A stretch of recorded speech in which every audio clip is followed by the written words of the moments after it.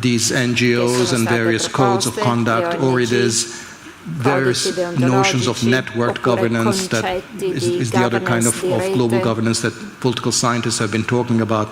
I'm sort of skeptical that they can take us very far. Questi concetti ci possono portare lontano. Credo che qui ci sono ancora proprio le ultime due domande, poi dobbiamo davvero chiudere.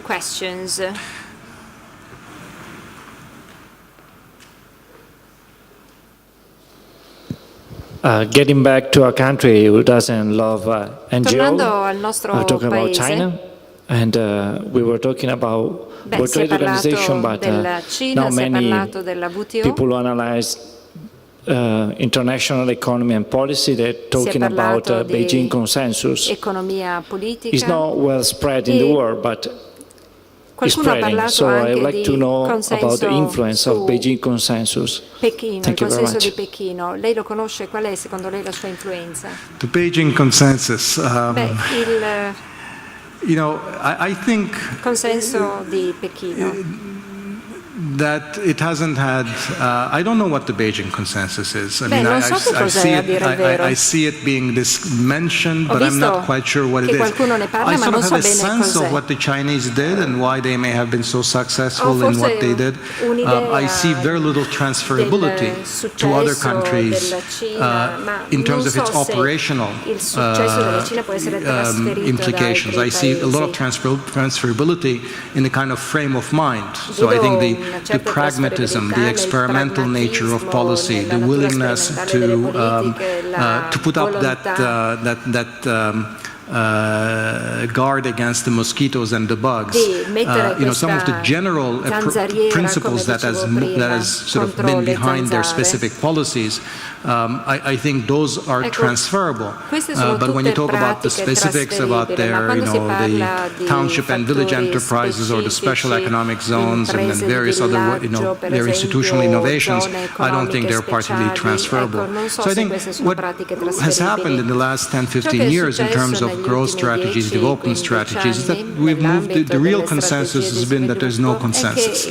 And I think the danger is that sort of leads us to a everything goes kind of an approach. And my view on that has been that it's not that everything goes. There are still some very broad, very important principles that good economic policy satisfies. And it's important to provide property rights to investors. It's important to provide macroeconomic stability. It's important to provide market-oriented incentives. It's important to orient your economy outwards. These are all the kinds of things that are parts of the consensus that you can utter when you get off the plane in a country that you've never been to before. If somebody asks you, what should we do? But if those are in some sense empty of content, because if you say, how are we going to provide market-oriented incentives? How do we get property rights protection? How do we get outward orientation? That's where the details are. And my analysis suggests that those details are highly context-specific and depend very much on local market conditions and local political considerations. And so there you can't have a consensus, really. L'ultima domanda.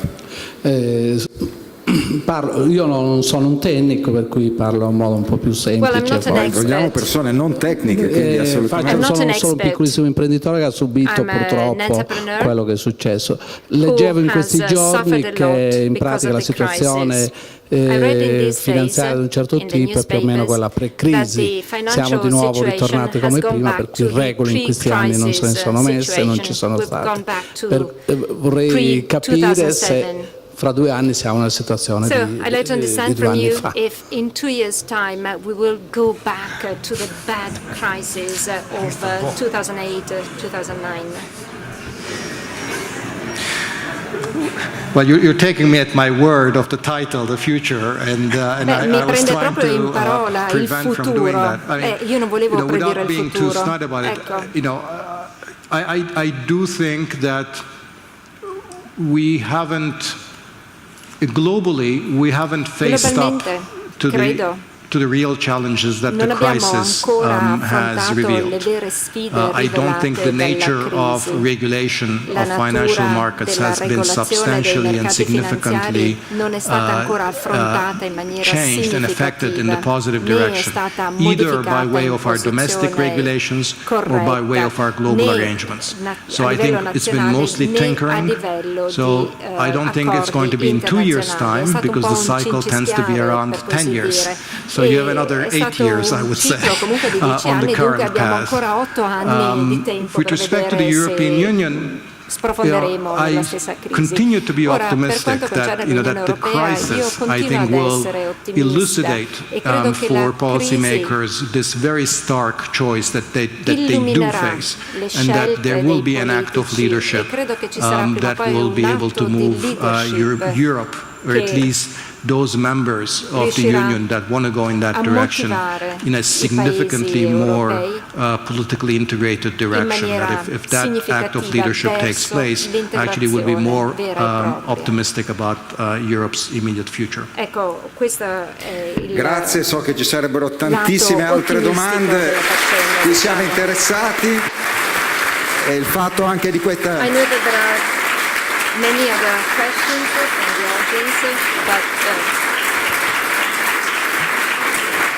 La ricchezza di questa discussione dimostra appunto che è stata davvero molto stimolante la lezione di Dani Rodrik. Alcuni di questi temi li riprenderemo già nella giornata di domani, per esempio avremo una lezione al mattino di Gianmarco Ottaviano sul libero scambio, e poi avremo una lezione di Jürgen von Hagen sull'Europa e la crisi del debito pubblico, altro tema che ho già affrontato, e poi Lucrezia Reiklin che ci parlerà del nuovo ruolo dei banchieri centrali. Quindi molte iniziative riprenderanno questi temi, e quindi chi non ha potuto parlare questa sera avrà lì l'occasione di cimentarsi. Grazie a tutti per la partecipazione, grazie anche a chi ci ha seguito via streaming.